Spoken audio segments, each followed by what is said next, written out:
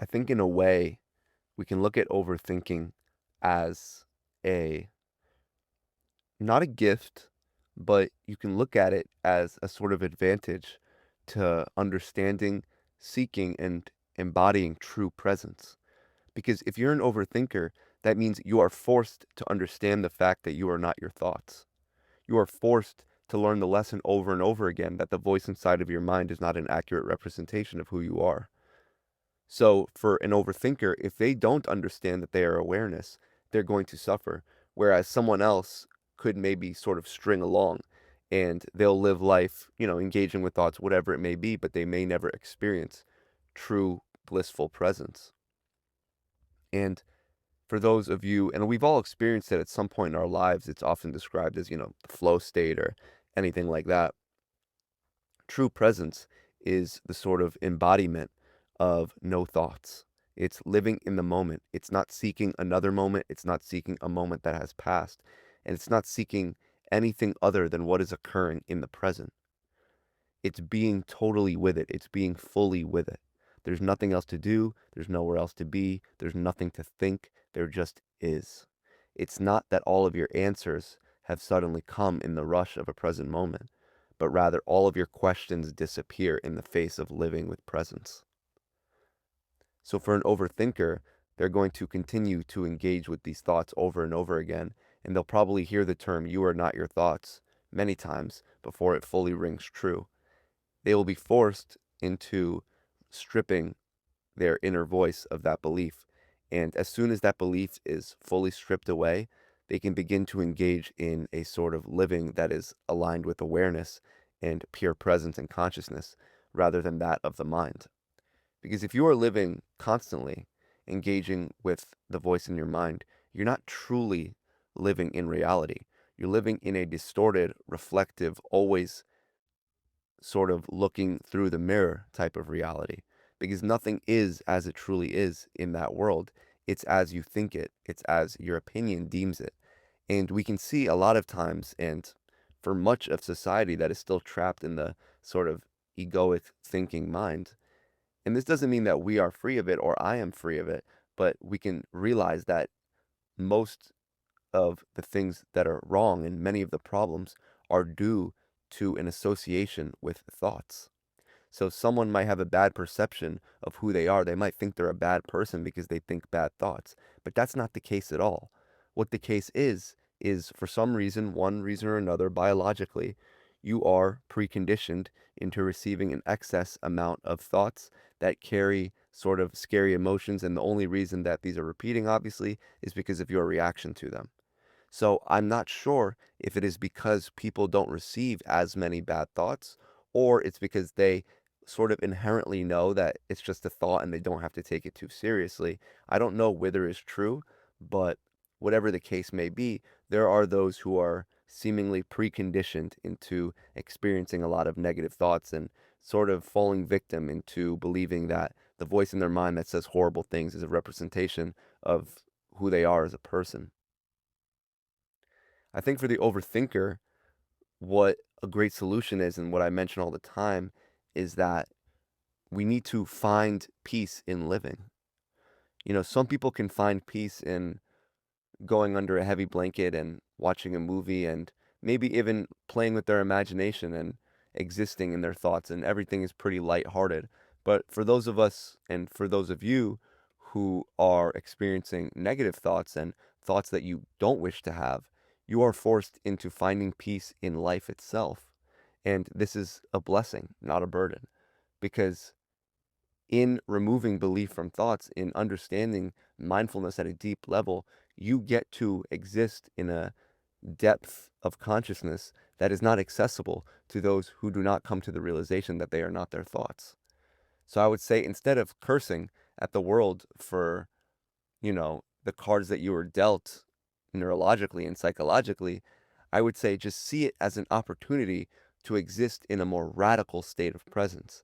And that don't think actually, that's actually my bad. That's sort of a pun on words, but understand that if you can overcome your thoughts, you will be perspective wise in a state of grace, in a state of bliss.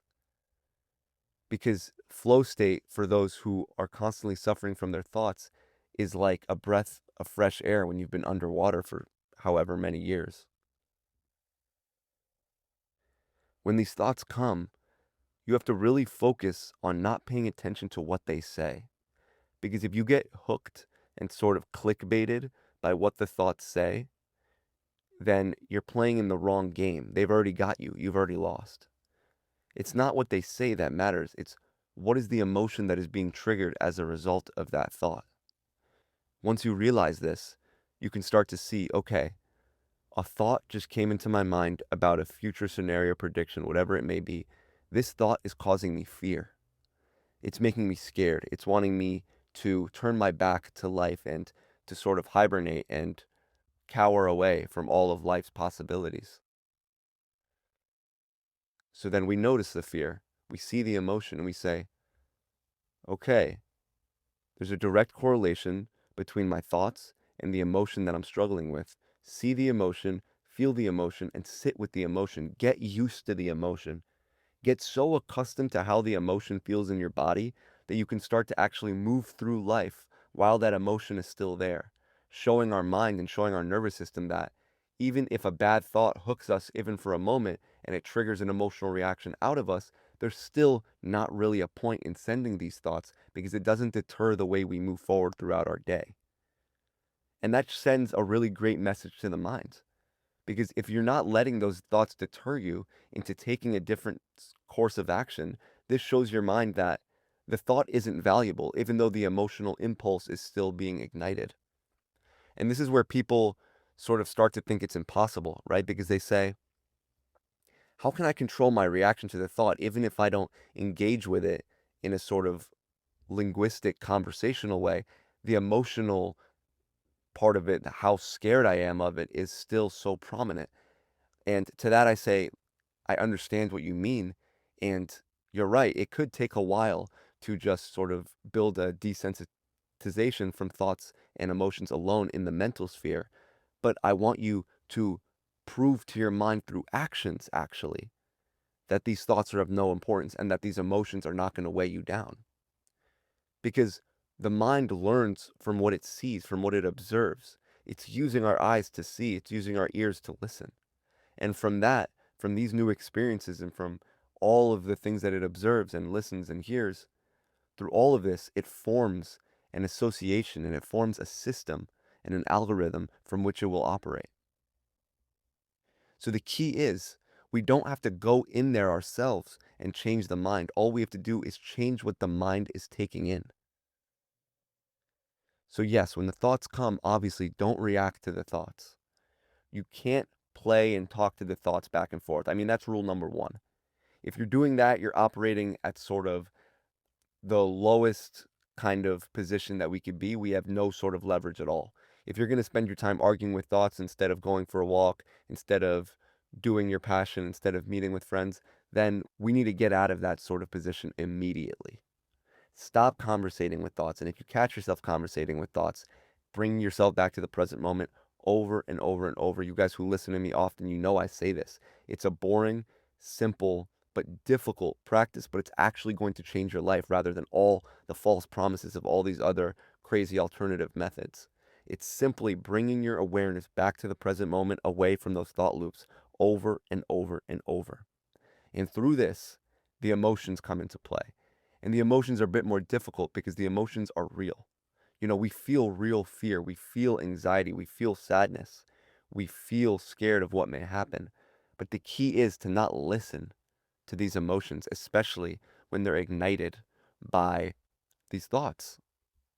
And this goes for pretty much any emotion as well. We don't have to listen to emotions. We have to feel emotions, but we don't have to listen to them. You as an awareness, you as a conscious force, you are capable of using your free will to make any choices void of emotions and thoughts.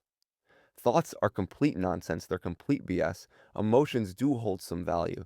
They are inherently valuable because they can teach us and they are completely intertwined with our nervous system and everything that goes on in our body. You know, we hold stress in certain parts of our body. If we don't allow ourselves to feel emotions and we drown ourselves in distractions, then that will cause other complications. But for the overthinker, Usually it's not the emotion that's the problem, it's the thought triggering the emotion.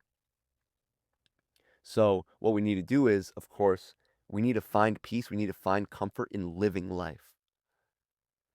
In actually engaging with life, we can find comfort because we can attach ourselves to reality. We can attach ourselves to the present moment. You know, we always say, not we, but a lot of people say that attachment is, not a good thing.